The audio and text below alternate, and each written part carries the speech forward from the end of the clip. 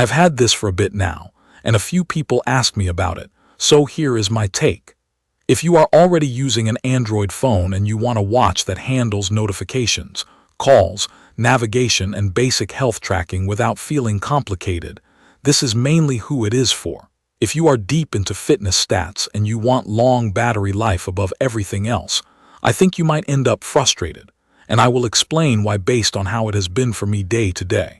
What made this watch interesting to me is how it feels like a very Google kind of device on your wrist.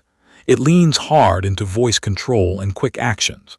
It also borrows a lot of the health stuff from Fitbit, so it is trying to be two things at once. A small extension of your phone and a health tracker you can actually wear all day. The first thing I noticed when I started wearing it was the shape. It is round, and the glass curves down into the sides in a way that looks clean, but it also means it catches reflections more than a flatter screen. In bright light outside, I sometimes have to angle my wrist a little to cut the glare. Indoors it is fine, and at night it is easy on the eyes. The case feels solid. It has some weight, but not in a way that bothered me. It feels like a real watch on the wrist, not a plastic band with a screen. Comfort is mostly about the strap. In the box I got 2 sizes, which helped because I always seem to land between sizes on stock bands. Once I had the right one on, I could wear it through a work day without thinking about it. During sleep, I noticed it more than a lighter fitness band, but it still did not keep me up. If you are sensitive to having something on your wrist at night, you will feel it at first.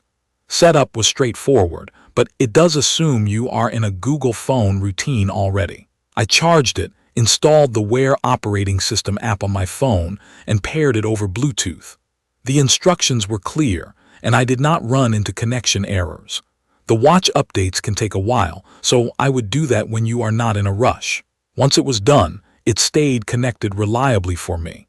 I did not get that annoying thing where notifications stop and you have to reset everything, which has happened to me on other watches. Using it daily is mostly gestures and quick screens.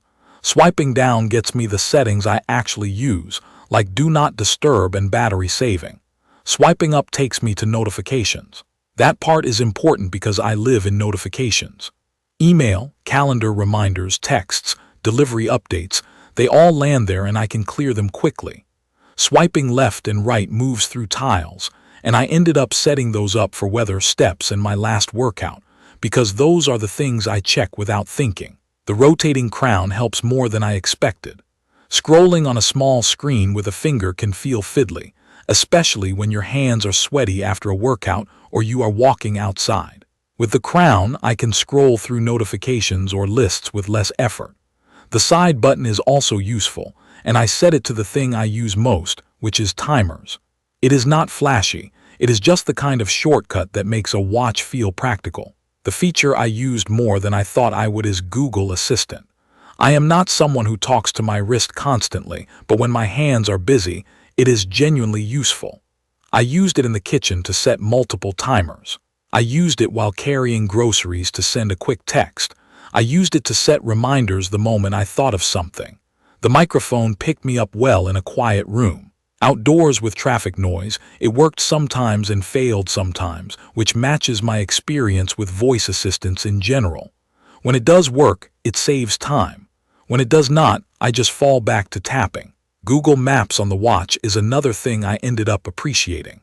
If I am walking in a city and I do not want to hold my phone, the watch gives me turn-by-turn cues. The vibration is strong enough that I noticed it even with a jacket on. I still check my phone for a bigger view when I am uncertain, but for straightforward directions, the watch is enough. For fitness and health tracking, my experience has been mostly positive, with a few caveats.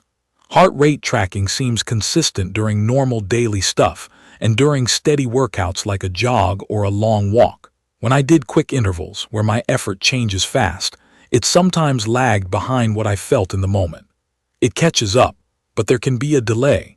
Sleep tracking was surprisingly helpful for me, mostly because it nudged me to notice patterns, like nights where I thought I slept fine, but the data showed I woke up more than I realized. I do not treat sleep scores as absolute truth, but it gave me a decent picture over time. Workouts are easy to start on the watch, and it tracks the basics without me needing to touch my phone. I went for a run and it recorded my route, my heart rate, and my estimated calories, and then I could check the summary right on my wrist. That is the kind of thing I want from a watch. I also used the guided breathing exercises a few times, usually in the middle of a stressful day. It is simple, but it does the job, and the haptics help you keep pace without staring at the screen. It is water-resistant enough that I did not baby it. I wore it in the rain. I washed my hands with it on constantly. I wore it in the shower after a workout a few times and nothing happened. I still take it off to charge and clean it, because soap and grime build up around the band, but I did not feel like I had to treat it like delicate electronics.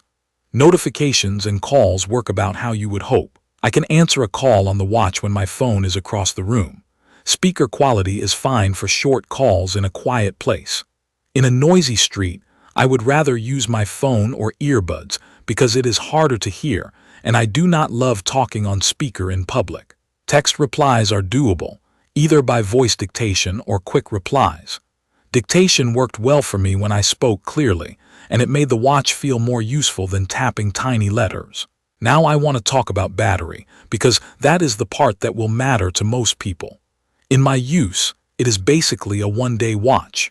If I wear it from morning to night with the always-on screen enabled and a workout tracked, I am charging it at night. If I add sleep tracking, I need to be more intentional about topping it up during the day.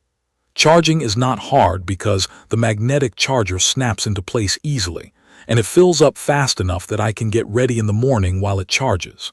But you do have to think about it.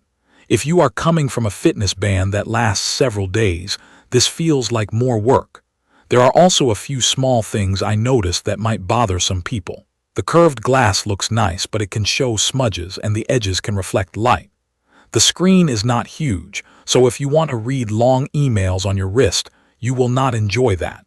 It is better for quick glances and quick actions. The health tracking is good for general use, but if you are an athlete who needs very detailed training metrics and you want multi-day battery life, this might not line up with your priorities. Overall, living with the Google Pixel Watch has been mostly about convenience.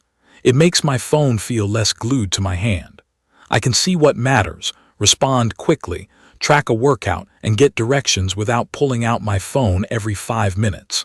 I like how simple it is once it is set up, and I like that it does not feel like a complicated gadget after the first day. The trade-off is that I have to charge it daily, and I have to accept that it is a smartwatch first and a long-lasting fitness tracker second. If you are the kind of person who wants a watch that helps you stay on top of messages, reminders, navigation, and basic health tracking, and you are already using an Android phone, I think it fits naturally. If you want something you can wear for several days without thinking about charging, I would look at other options. I will update specific information about the Google Pixel Watch in the comments. Don't forget to catch my next video.